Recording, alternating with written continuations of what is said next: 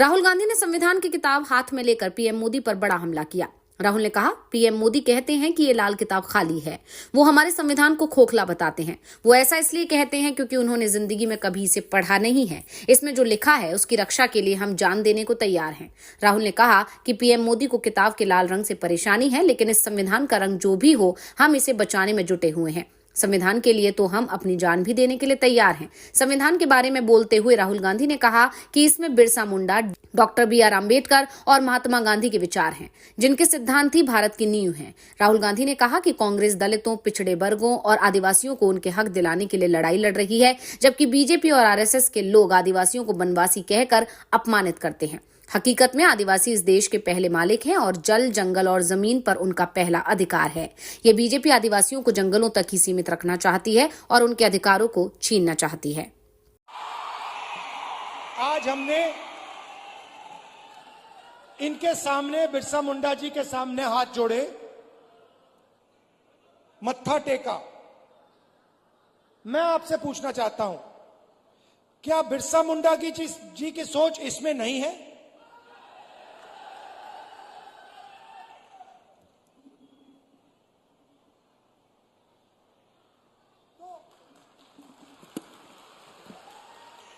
तो नरेंद्र मोदी जी कहते हैं कि यह संविधान खाली है, खोखला है,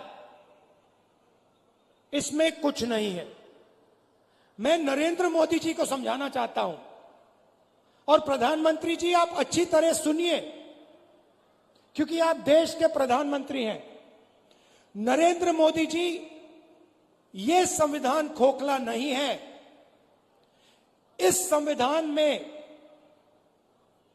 हजारों साल की सोच, बिरसा मुंडा जी की सोच, बुद्ध भगवान की सोच, फूले जी की सोच, अंबेडकर जी की सोच, गांधी जी की सोच सब भरी हुई है। यह हिंदुस्तान, नरेंद्र मोदी जी, ये खोखला नहीं है। इसके अंदर हिंदुस्तान का ज्ञान, हिंदुस्तान की आत्मा है। और जब आप इसे खोखला कहते हो तो आप हिंदुस्तान, बिरसा मुंडा जी, महात्मा गांधी जी, अंबेडकर जी, इन सब का अपमान करते हो। लड़ाई भाइयों और बहनों इसको बचाने की है। आपको कॉन्स्टिट्यूशन में, संविधान में नाम दिया गया है। आपको संविधान में आदिवासी नाम दिया गया है। इस संविधान में आप कहीं भी पढ़ लो, इस संविधान में आपको वनवासी नहीं कहा जाता है, आपको आदिवासी कहा जाता है। मगर आरएसएस के लोग, बीजेपी के लोग, हिंदुस्तान के प्रधानमंत्री आपको वनवासी कहते हैं। इन दो शब्दों में बहुत बड़ा फर्क है। आदिवासी का मतलब जो हिंदुस्तान के पहले मालिक थे। इस संविधान में बिरसा मुंडा जी ने जो त्याग किया, जो शहीद हुए, उनके शब्द हैं। इसीलिए संविधान में आपको आदिवासी नाम दिया गया है। आदिवासी नाम का मतलब समझिए। आदिवासी नाम का मतलब हिंदुस्तान के पहले निवासी, हिंदुस्तान के पहले मालिक। मतलब ये जो जल है, ये जो जंगल है, ये जो जमीन है, उसका पहला अधिकार आदिवासियों का है। ये बात, इसके लिए बिरसा मुंडा जी लड़े थे कि जमीन हमारी, जल हमारा, जंगल हमारा, और जल, जमीन और जंगल का फायदा हमें नहीं मिल रहा। इसीलिए शहीद हुए। वो अंग्रेजों से लड़े। आज वही सोच लेकर नरेंद्र मोदी, आरएसएस और बीजेपी घूम रही। वो कहते हैं आप वनवासी हो। वनवासी का मतलब आप जंगल में रहते हो। वनवासी का मतलब आपको ना जल पर, ना जंगल पर, ना जमीन पर अधिकार होना चाहिए। वो आपसे अधिकार छीनते हैं। आपको कहते हैं आप वनवासी हो और फिर पूरे देश में जंगल काटने का काम करते हैं, आपकी जमीन छीनने का काम करते हैं।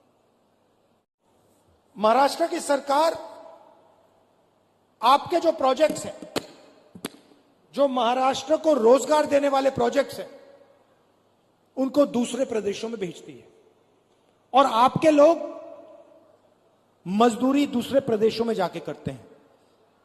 उदाहरण देता हूं, वेदांता और फॉक्सकॉन का सेमीकंडक्टर प्लांट, जिससे महाराष्ट्र के युवाओं को 10,000 रोजगार मिलते, 1.5 लाख करोड़ रुपए का प्लांट है। यह उन्होंने महाराष्ट्र से छीनकर गुजरात भेज दिया। टाटा एयरबस का मैन्युफैक्चरिंग यूनिट, 10,000 रोजगार, 1.8 लाख करोड़ का प्रोजेक्ट है। यह महाराष्ट्र की सरकार ने गुजरात भेज दिया। आईफोन बनाने का प्लांट, 2 लाख करोड़ रुपए का प्लांट, 75,000 युवाओं को रोजगार मिलता, यह उन्होंने महाराष्ट्र से छीनकर गुजरात भिजवा दिया। ड्रग पार्क, 80,000 लोगों को रोजगार मिलता, छीन के गुजरात पहुंचा दिया। गेल पेट्रोकेमिकल प्लांट प्रोजेक्ट, 60,000 करोड़ का प्रोजेक्ट था, 21,000 युवाओं को रोजगार मिलता, यह उन्होंने आपसे छीन के दूसरे प्रदेश में भिजवा दिया। अगर हम सब रोजगार मिला दें तो महाराष्ट्र से बीजेपी की सरकार ने 5 लाख रोजगार छीनकर दूसरे प्रदेशों में भिजवा दिए हैं। इसीलिए आपको यहां रोजगार नहीं मिलता है, इसीलिए यहां आपको बेरोजगार बना दिया गया है। यह काम इंडिया गठबंधन और कांग्रेस पार्टी की सरकार नहीं करेगी। महाराष्ट्र के प्रोजेक्ट्स महाराष्ट्र में रहेंगे, गुजरात के प्रोजेक्ट्स गुजरात में रहेंगे।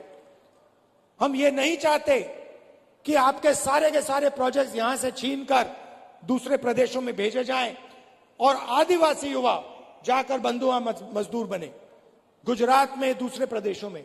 हम चाहते हैं कि आपको महाराष्ट्र में रोजगार मिले, सही रोजगार मिले, इज्जत का रोजगार मिले। इसीलिए हम चुनाव लड़ रहे हैं, इसीलिए हम यहां अपनी सरकार बनाना चाह रहे हैं।